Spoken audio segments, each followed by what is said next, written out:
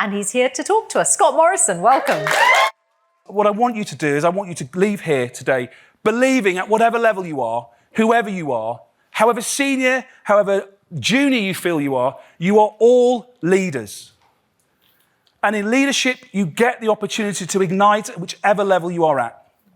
And the easiest way for you to do that is to think about, how can I unblock, unlock, and unleash? In other words, how can I truly as a leader have my dance like Mandela moment? Thank you all very much.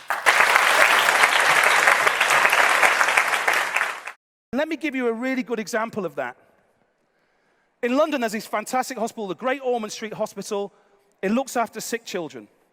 The heart surgeons in there perform 24-hour operations, and they hand over to the next group of surgeons. And in that little handover moment, the death rate was creeping up. And they didn't understand why, and they didn't know what to do about it.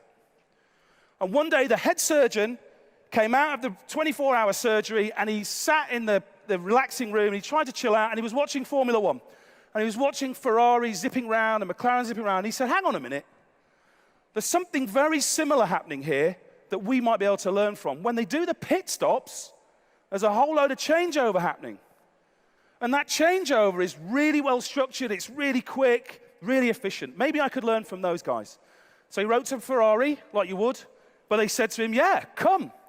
And he spent a year with Ferrari and McLaren. And between them, they recreated the handover from the hospital, so young children being handed from one crew to another, in the same way that they did their pit stops.